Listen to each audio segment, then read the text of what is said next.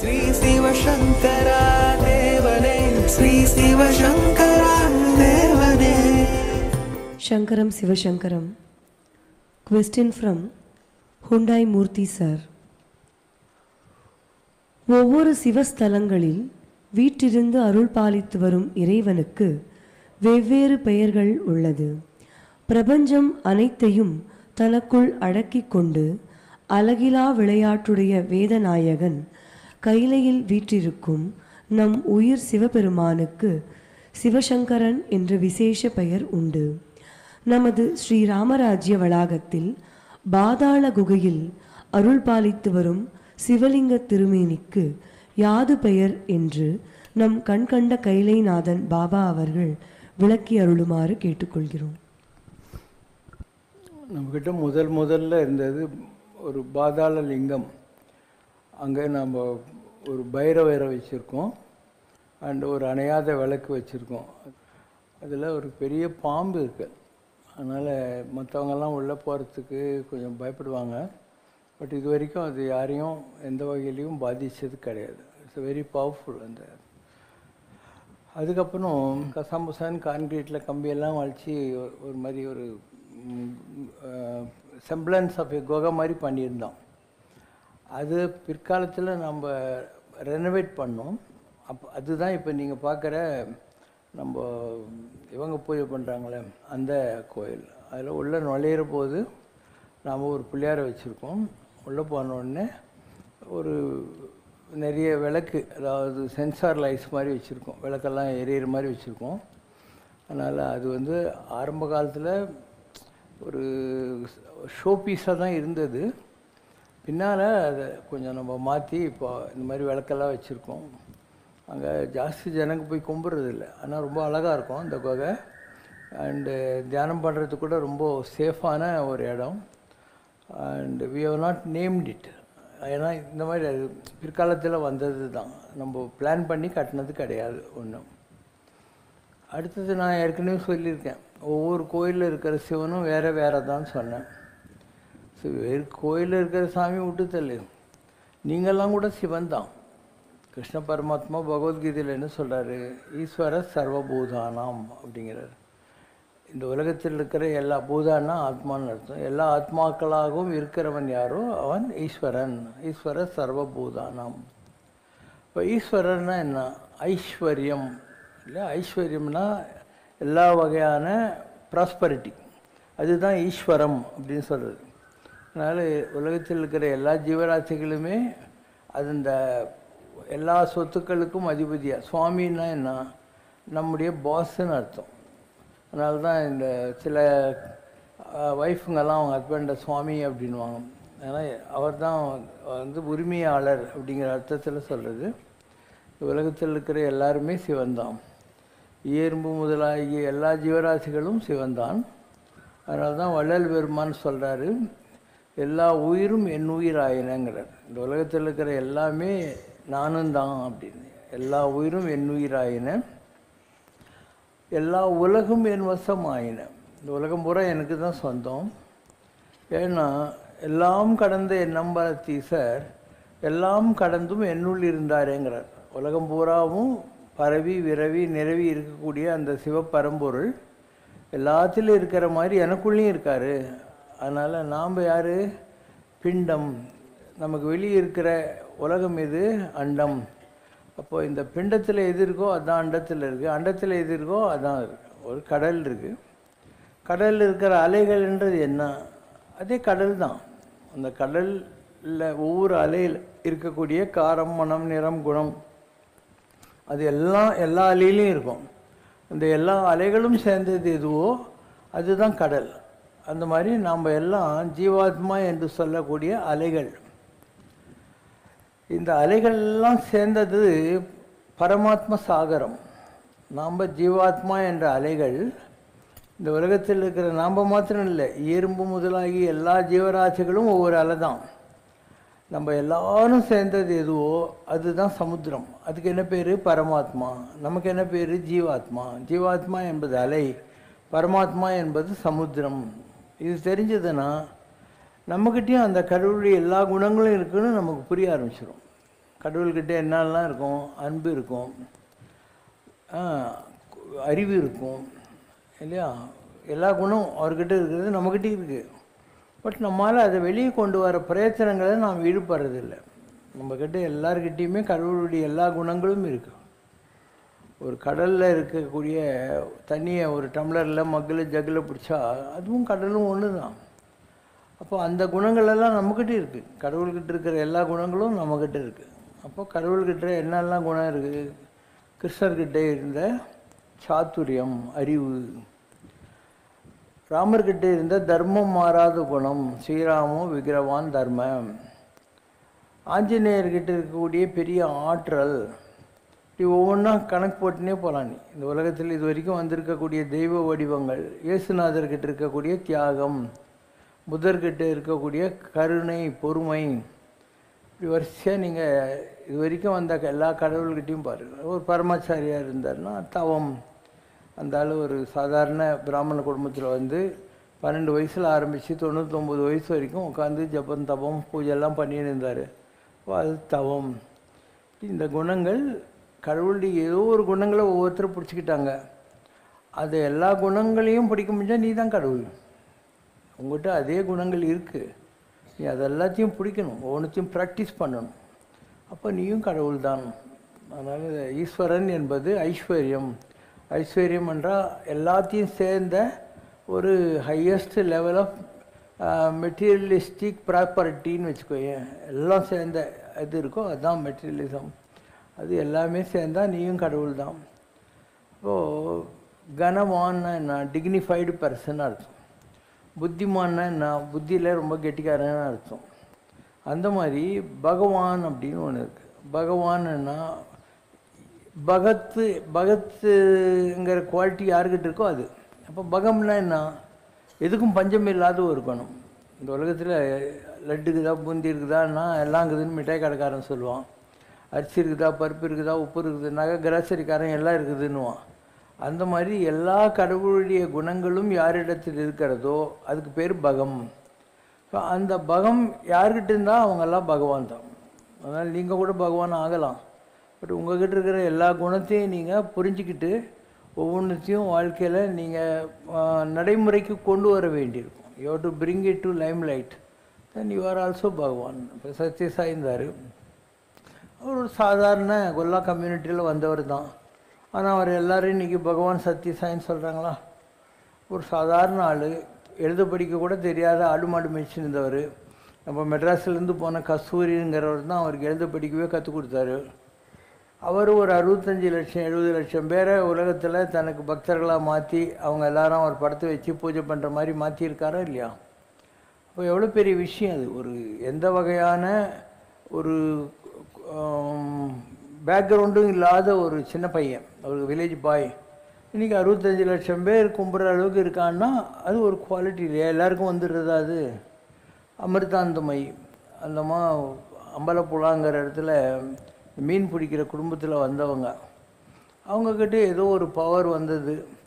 இன்றைக்கி whatever is our way of working, அவங்கள மதிக்கிறவங்க எவ்வளோ பேர் இருக்காங்க இல்லையா? எல்லா ஊர்லேயும் அவங்கள கும்பிட்றவங்க இல்லை மதிக்கிறவங்க இருக்காங்களா இல்லையா?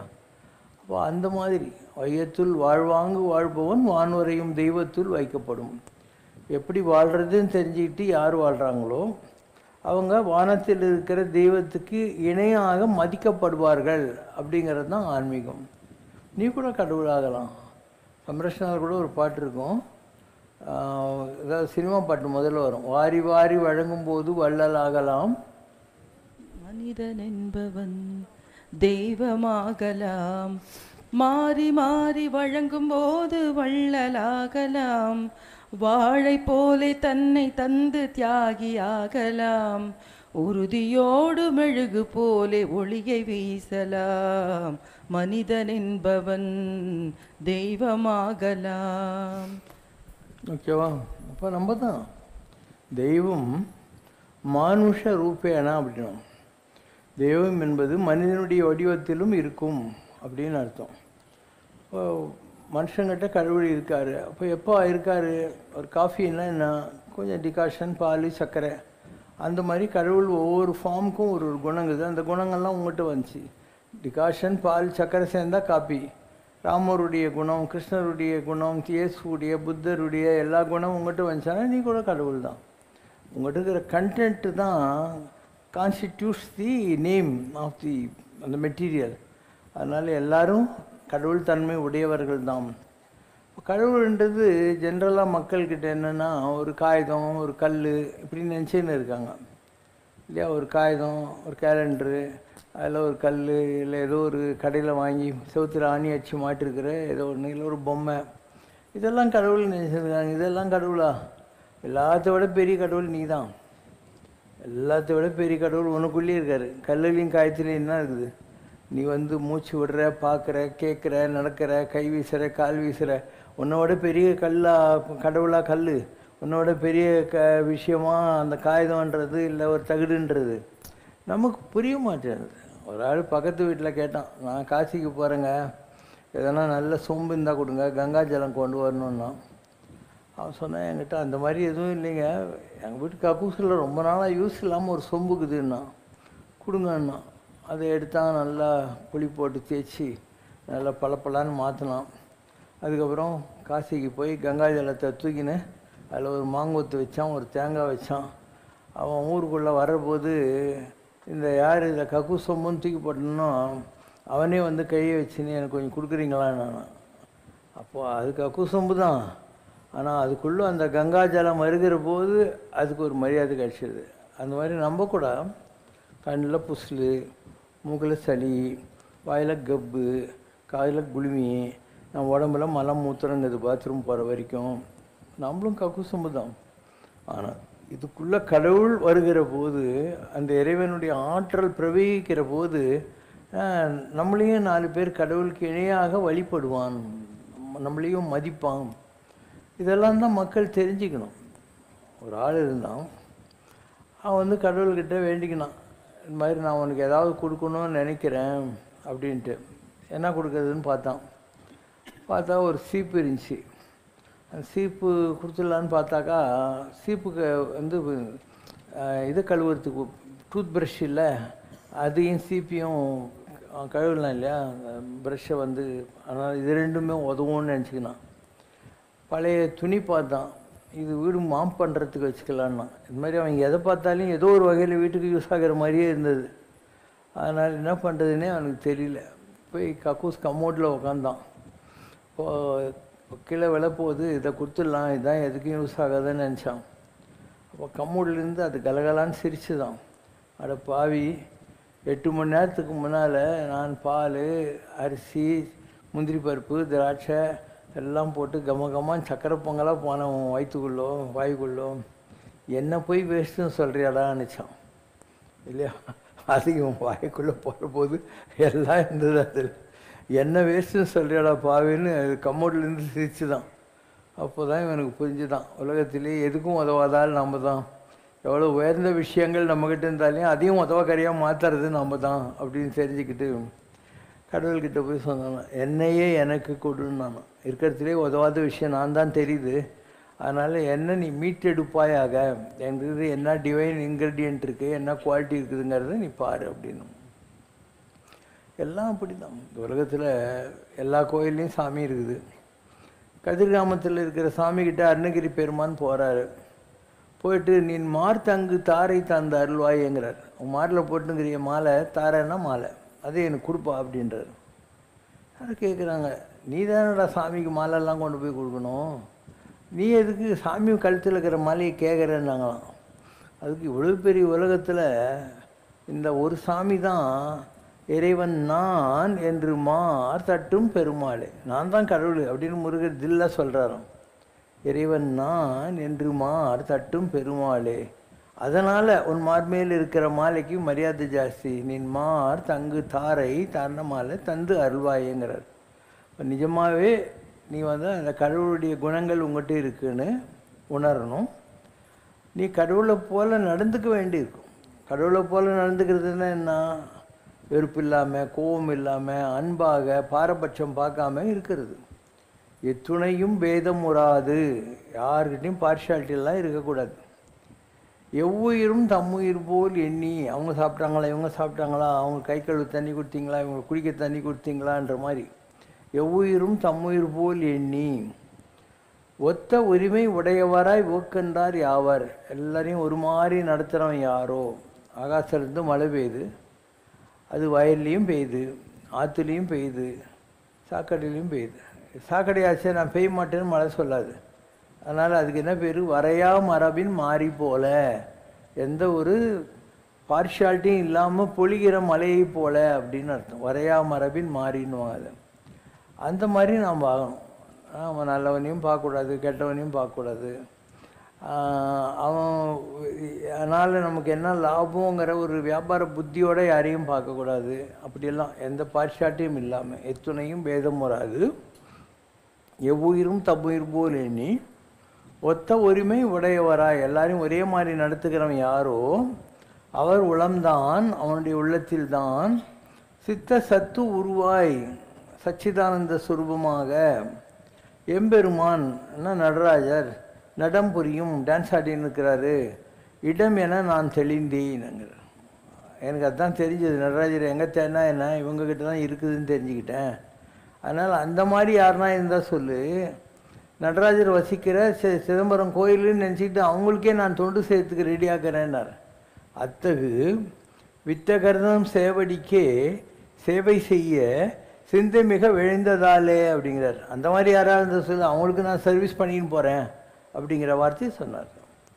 4 நதிகள் இருக்குது. ஒன்று மனித தர்மம், மானுஷ தர்மம்னு, அது ராமர். ராமர் மாதிரி இருக்கிறவனுக்கு நான் கூடவே இருந்து தொண்டு செய்கிறேன்னு சொல்கிறான் இல்லையா லக்ஷ்மணன், அதுக்கு பேர் சேஷ தர்மம். மானுஷனாக இருக்கிற ஒருத்தனுக்கு அவன் மானுடம் வென்றதம்மாங்கிறத மனிதன் தெய்வமாகறதுக்கான முயற்சியில் ஈடுபட்டார் இல்லையா, அதுதான் ராமாவதாரம். அவனுக்கு நான் தொண்டு செய்கிறேன் அப்படிங்கிறது சேஷ தர்மம். எனக்கு ராமனும் வேணாம், லக்ஷ்மணனும் வேணாம். ராமர் வர்ற வரைக்கும் அயோத்தியில் அவர் செருப்பு வச்சுக்கிட்டு நான் ராஜ பரிபாலனை செய்கிறேன் ஆன் பிஹாஃப் ஆஃப் ராமா அப்படிங்கிறான் இல்லையா, அதுக்கு விசேஷ தர்மம்னு பேர். எனக்கு யாருமே வேணாம், ராமனுக்காக செருப்பு வச்சு ராஜ்யம் பண்ணிட்டு இருக்கிற பரதனுக்கு நான் கைகாரியம் பண்ணுறேன்னு சொன்னேன் இல்லையா, அதுக்கு விசேஷ தர்மம்னு பேர், சத்ருக்கன். இப்போ மானுஷ சேஷ விசேஷ விசேஷதர அப்படின்னு இந்த 4 எது ரொம்ப உயர்ந்தது? கடவுளுக்கு தொண்டு செய்கிற ஒருத்தனுக்கு நான் தொண்டு செய்கிறேன்னு சொன்னேன் இல்லையா, சத்ருக்கன். அதுதான் எல்லாத்தையோட பெருசு. கங்கைவார் சடையருக்கு அன்பராகில் அவர் கண்டீர் யாம் வணங்கும் கடவுளாரே. யார் சிவபெருமானுக்கு பக்தனாக இருக்கானோ அவனுக்கு நான் சேவை செய்யறதுக்கு ரெடியாக இருக்கேன். சேவை செய்ய சிந்தை மிக விழைந்ததாலோ கங்கையார் சடையருக்கு அன்பராகில் அவர் கண்டீர் யாம் வணங்கும் கடவுளாரே அப்படிங்கிற வார்த்தையை அப்பர் சுவாமிகள் சொல்கிறார். அதனால் நீங்கள் என்ன பண்ணணும், நம்ம எல்லோரும் பார்க்கணும், நம்மளை மதிக்கணும், அந்த மாதிரிலாம் நினைக்கக்கூடாது. யாரெல்லாம் கடவுளுக்கு தொண்டு செய்கிறாங்களோ அவங்களுக்கு ஏதாவது ஒரு வகையில் நீங்கள் சப்போர்ட்டிவாக இருக்கணும். அவங்க செஞ்சுட்டு இருக்கிற வேலைக்கு நீங்கள் ஏதோ ஒரு வகையில், யாரோ குப்பை பெருக்கின்னு இருக்காங்க, நீ குப்பையை வாரு, அவ்வளோதான். யாரோ பரிமாறின்னு இருக்கானா, நீ அவங்க கை கழுவுறதுக்கு தண்ணி தூக்கினுவா, அப்படி மாறணும். அதனால் எல்லாமே நல்ல விஷயங்கள் தான். அதனால் ராமரை விட கூட சத்ருக்கண்ணனும் பரதனும் செய்தது பெரிய நிலை. அதனால தான் 1000 கோடி ராமர்கள் சேர்ந்தாலையும் இவங்களுக்கு ஈக்குவல் ஆவாங்களா அப்படின்னு கம்பர் சொல்வார். ராமரை விடவும் விசேஷ நிலை யார்? ராமருக்கு கைங்கரியம் செய்வது என்பது தன்னுடைய வாழ்க்கையினுடைய தவமாக மாற்றிக்கொண்டவர்கள் அர்த்தம். காஞ்சியில் மகாபெரியவர் இருந்தார். எவ்வளவோ யங் பிராமின்ஸு அவங்க குடும்பத்தெல்லாம் விட்டுப்புட்டு இல்லையா அவருக்கு தொண்டு செஞ்சுருந்தாங்களே இல்லையா. எதுக்காக செய்கிறாங்க? அவங்களுக்கு என்ன வீடு வாசல் இல்லையா, அவங்க என்ன படிக்கலையா, வேலைக்கு போக முடியாதா அவங்களால? அந்த மாதிரிலாம் இல்லை. உருப்பண்ணும், இவ்வளோ பெரிய மகான் இந்த கலிகாலத்தில் நம்ம கண்ணெதிரில் இருக்கார் அப்படின்னு அவர்கிட்ட வேலை செய்யணும்னா செகை வச்சுக்கணும். நீ கிராப்பெல்லாம் வச்சுக்க முடியாது இல்லை, அதுக்கெல்லாம் ரூல்ஸ் இருக்குது. அதே மாதிரி ட்ரெஸ் கோடு இருக்குது. அண்டு காஃபி குடிக்கக்கூடாது, இதெல்லாம் இருக்குது. இந்த காலத்தில் யங்ஸ்டர்ஸ் யாராவது காஃபி டீ எல்லாம் விட்டுட்டு நீ பார்த்துக்கிறியா? அங்கே இருந்தாக்கா அதெல்லாம் குடிக்க முடியாது. ஒரு தடவை காஞ்சி பரமாச்சாரியர் இருக்கிற போது அவர்கிட்ட ஒரு அசிஸ்டண்ட் இருந்தான். அவன் எங்கேயோ ஒரு மாமிக்கிட்ட போய் பெரியவர் சீக்கிரம் முடிச்சுடுவார் இன்றைக்கி, எனக்கு ஒரு வாய் காப்பி கொடுங்கோ அப்படின்னாராம். பரமாச்சாரியர் என்ன பண்ணுவார், சப்தவேதின்னு ஒரு மந்திரம் இருக்குது. தண்ணியை பொட்டு வைக்கணும், 9 பொட்டு வைக்கணும். வச்சுட்டு நினச்சாக்கா யார் எங்கே பேசினாலையும் அந்த பொட்டு வழியாக தெரியும். இங்கே உட்காந்து அவன் வந்து மாமி ஒரு வாய் சின்ன வாய் காப்பி கொடுங்கோ பரமாச்சாரியருக்கு முடிச்சுக்குவார் அப்படின்னு. அது இங்கே கேட்குது, பெரியவர் இதுப்பா சிரிச்சுன்னு இருக்காராம். ஸோ அந்த அளவுக்கு என்ன, அதாவது அந்த டெம்ப்டேஷன் எல்லாம் கான்குவர் பண்ணி ஒரு பெரியவர்கிட்ட கைங்கரியம் பண்ணுறதுன்றது விளையாட்டு இல்லை. உனக்கு என்ன பிடிக்குன்னு முக்கியம் இல்லை, அவங்களுக்கு என்ன டிசிப்ளின் தேவைங்கிற மாதிரி நீங்கள் வாழ வேண்டியிருக்கும். எவ்வளோ பேர் அப்படிலாம் இருக்காங்க, அதுலேயும் தப்பு செஞ்சவங்கலாம் இருக்காங்க. காஞ்சி பெரியவர் இருந்தபோது இந்த காஞ்சிபுரத்தில் இருக்கிற ஜவுளி கடைக்காரங்கள்லாம் சேர்ந்து ஒரு லாரி நிறைய வேஷ்டி புடவெல்லாம் கொண்டு வந்து கொடுத்தாங்களாம். இந்த வருஷம் உங்களால் எங்களுக்கு நல்ல வியாபாரம் சாமி, தீபாவளிக்கு நீங்கள் உங்கள்கிட்ட வர்ற பக்தர்களுக்கெல்லாம் கொடுங்கன்ட்டு. இவர் என்ன பண்ணுறாரு, அதை ஒரு ரூமில் கொண்டு போய் வைக்க சொல்கிறாரு. திடீர்னு பார்த்தா அதில் 2 பேல் காணும். ஏன்னா அவங்க மனத்தில் இருக்கிற யாரோ ஒரு பாவி 2 பேல் அவன் வீட்டில் கொண்டு போய் வச்சுட்டான். பெரியவர் பிஸியாகிறார், அவருக்கு என்ன தெரிய போதான்னு சொல்லிட்டு பெரியவர் ஒரு நாள் அவனை கூப்பிட்றாரு. கூப்பிட்டுட்டு இந்த மாதிரி நமக்கு எல்லாருக்கும் கொடுக்கணுன்னா இன்னும் கொஞ்சம் வேஷ்டி புடவை தேவைப்படுறது, உனக்கு சம்பளம் ரொம்ப கம்மி தான், இருந்தாலும் உன்னுடைய கண்ட்ரிபியூஷனாக உன்னுடைய கைங்கரியமாக ஒரு 2 பேல் நீ வந்து வேஷ்டி புடவெல்லாம் கொண்டாந்து கொடுத்துட்றியா மடத்துக்கு அப்படின்னாராம். நீ திருடுன்னு சொல்லவே இல்லை, கொண்டாந்து கொடுத்துரு அப்படின்னு சொன்னாராம். அவங்களுக்கு இது கூட தெரியாதவங்கன்னு இருக்கு. அதே மாதிரி பெரியவர்கிட்ட இருக்கிறவங்கள பாத்திரம் திருநவன்லாம் இருக்கான், அவனும் இதே மாதிரி தான் டீல் பண்ணியிருப்பார். நீ வந்து உன் கைங்கரியமாக எனக்கு ஞாபகம் இருக்கும், எப்பயும் ஒரு பஞ்ச பாத்திரம் உத்தரணி வாங்கி தந்துடுறியா அப்படின்னு வரான். யாரோ ஒருத்தன் எல்லாருக்கும் 100 ரூபா கொடுத்துருக்கிற போது அவனுக்கும் 100 கொடுத்துறான். அவன் என்ன, நான் எவ்வளோ பெரிய ஆள், 7 வருஷமாக வேதம் சொல்லிட்டு இருக்கேன், நேற்று வந்த பசங்களுக்கும் 100 ரூபாய் எனக்கும் 100 ரூபாவா அப்படின்னானான். அவன் போய் பஸ்ஸில் காஞ்சிபுரத்தில் உட்காடுறான். பெரியவர் ஒரு ஆளை அனுப்பிச்சு அவனை கூப்பிட்டுண்டு வா அப்படிங்கிறாரு. நான் பஸ் டிக்கெட் எடுத்துட்டேன் வரமாட்டேன் அப்படிங்கிறான். பஸ்ஸு டிக்கெட் லோக்கல் டிக்கெட் எவ்வளோ இருக்க போகுது, எடுத்துட்டேன் வரமாட்டேன் நான். இல்லை அந்த பணத்தை நான் வேணா கொடுத்துட்றேன் வாவனை பெரியவர் கூப்பிட்டாரு. வந்த உடனே அவனுக்கு தனியாக 1000 ரூபா கொடுத்து சொல்கிறாரான். பந்தியில் ஓர வாஞ்சனை கொடுக்கக்கூடாது, அதனால் அவங்களுக்கெல்லாம் கொடுத்த மாதிரி உனக்கும் கொடுத்தேன், நான் உனக்கு 1000 ரூபா கொடுக்கணும், நீ வந்து பெரிய வேத வித்து அப்படின்னு நினச்சிருந்தேன், நீ ஏன் என்னென்ன கோயிச்சுன்னு போனேன்னாராம். மாதிரி அவங்களுக்கு எல்லாம் தெரியுது, என்ன நினைக்கிறாங்க, யார் வராங்க யார் போகிறாங்க எல்லாமே தெரியும். ஸோ இதெல்லாம் மக்களுக்கு புரியாது. தவம்ங்கிறது ஒரு பெரிய நிலை. அந்த நிலைக்கு போனவங்கக்கிட்ட இருக்கிறவங்க ரொம்ப ஜாக்கிரதையாக இருக்க வேண்டியிருக்கும். ஏன்னா நம்ம நினச்சின்னுக்கிறோம் யாராவது சாமியார்ரா அவருக்கு என்ன தெரிய போகுது அப்படின்னு நம்ம ரொம்ப அறிவாளிங்கன்னு நினச்சின்னுப்போம். ஆனால் அவங்களுக்கு எல்லாமே தெரியும், ஃபுல்லாக தெரியும். அண்ட் அந்த மாதிரி இருக்கிறவங்ககிட்ட வேலை செய்கிறது ரொம்ப கஷ்டம். ஏன்னா they know everything. நீ எங்கேயோ போய் காப்பி கேட்கறது இங்கே உட்காந்து சொல்கிற பாவிக்கிட்ட நீ எப்படி வேலை செஞ்சிருவேன் இல்லையா? அதனால் very tough to work with all this மகாத்மாஸ். அடுத்த கேள்விக்கோ.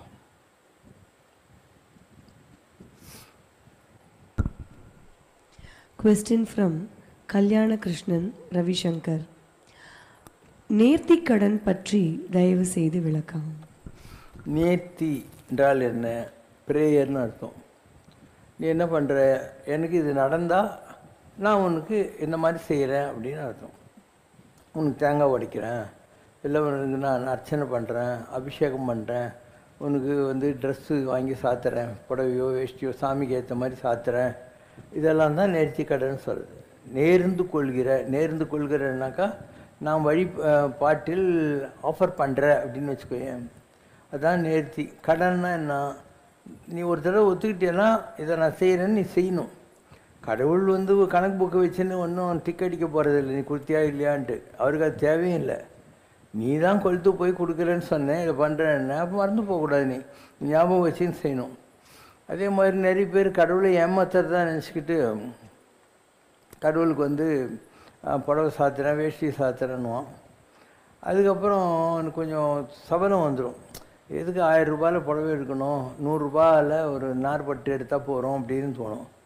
நீயே வந்து 700 ரூபாய்க்கும் 1000 ரூபாய்க்கும் ட்ரெஸ் எடுக்கிற, அப்போ நீ கடவுளை உன்னை விட பெரிய ஆளாக நம்புறதா இருந்தாக்கா அவருக்கும் அதே 1000 ரூபாயில் அட்லீஸ்ட் எடுக்கணும் இல்லை, அவருக்கு 100 ரூபாயில் எடுத்தால் போகிறோம் நார்பட்டில்னு நினச்சேன்னா நீ கடவுளை அண்டர் எஸ்டிமேட் பண்ணுறேன்னு அர்த்தமா இல்லையா? நிறைய இடங்களில் இதுதான் ப்ராப்ளம். நிறைய கோயில்களில் நீ போய் பார்த்தீங்கன்னாக்கா அந்த கோயில் இருக்கிற சாமி இருக்குது இல்லையா, அது ஒரு அழுக்கு துண்டை கட்டின்னு உட்காந்துருக்கும். சாமிக்கு எண்ணெய் தேய்ப்பான், அது மேலே சீக்கா தண்ணியை கொட்டுவான், கட்டியிருக்கிற துண்டு எடுத்து இப்படி ஒத்தி எடுத்துட்டு அதே துண்டை திருப்பி கட்டி அது மேலே பூவெல்லாம் போட்டு விட்ருவான். இப்படி தான் நிறைய கோயிலில் நடக்குது. ராமகிரியால் இருந்தபோது இந்த ரோஹிணி இண்டஸ்ட்ரீஸ் எல்லாம் இருக்குது இல்லையா, டிவிஎஸ் ஃபேக்ட்ரிக்கு எதிரில் இருக்குது. அங்கே திருவல்லிதாயம்னு பேர், குரு பகவான் வழிபட்ட இடம், ராமர் வழிபட்ட இடம். அந்த கோயிலுக்கு போகிறாரு. அங்கே சிவபெருமான் ரொம்ப பழையவர், வந்து ஒரு அழுக்கு துண்டை கட்டின்னு உட்காந்துருக்காரு.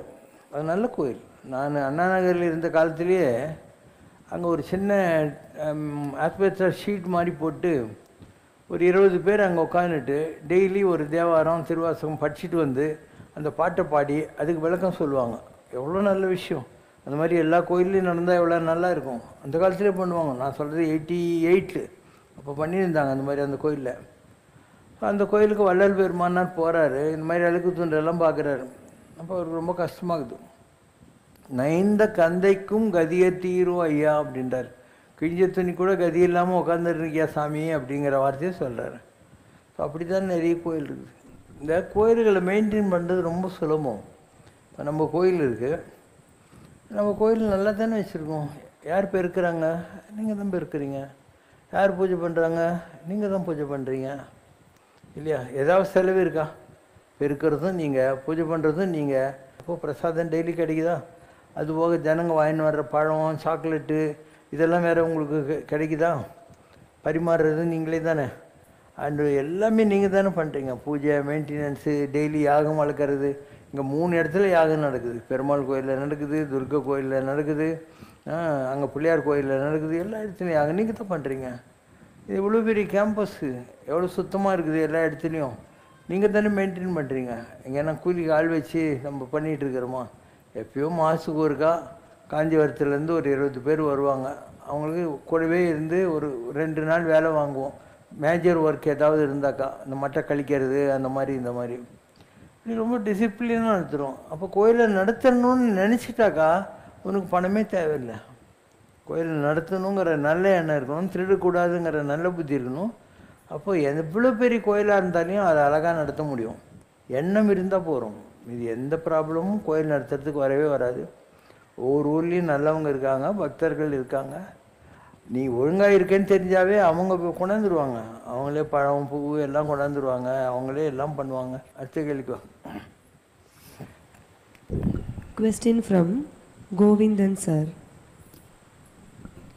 ஒரு தோழனாக சுந்தரமூர்த்தி நாயனாருக்காக பறவை நாச்சியாரிடம் தூது போன சிவபெருமான் சுந்தரருக்கும் கலிக்காம நாயனாருக்கும் இருந்த ஈகோ பிரச்சனையை தீர்த்து வைத்தார். ஒரு ஆத்ம நண்பனாக கலிக்காம நாயனாருக்கும் சுந்தரருக்கும் இருந்தது சிவன் தீர்த்து வச்சார். தூது போய் ஓகே. அதே மாதிரி பறவை நாச்சியாருக்கும் சுந்தரமூர்த்தி நாயனாருக்கும் ஒரு ஆத்ம நண்பனாக பகவான் கிருஷ்ணர் தனது தோழன் குசேலனுக்கு அவன் கொடுத்த அவலை உண்டு பின்பு லௌகீக அபிவிருத்தியை கொடுத்தார். தன்னை அவமானப்படுத்தினான் என்ற ஒரே காரணத்திற்காக தனது குருகுல நண்பன் துருபதனை அர்ஜுனன் மூலம் பழிவாங்கினார் மகாபாரதத்தின் துரோணர். தேரோட்டியின் மகன் என்று அவமானப்படுத்தப்பட்ட கர்ணனுக்கு முடிசூட்டி நாடாள வைத்து அழகு பார்த்தான் அவன் தோழன் துரியோதனன். தாங்கள் கூட தங்கள் அடியவர்கள் மீது லவ் மட்டுமே காட்டுவதாகவும் யாரிடமும் எந்த நிலையிலும் அட்டாச்மெண்ட் வைத்து கொண்டதில்லை என்றும் பல அருளுரைகளில் கூறியிருக்கிறீர்கள். அதே சமயத்தில் தங்களுடைய ஆன்மீக வாழ்வில் பல நண்பர்கள் தங்களுக்கு இருக்கிறார்கள். நமது புராணங்களும் இதிகாசங்களும் அநேகமாக நட்பை ஒரு லௌகீகமாக சித்தரிக்கிற போது தங்களுடைய நட்பு ஆன்மீகமா அல்லது லௌகீக சம்பந்தமா?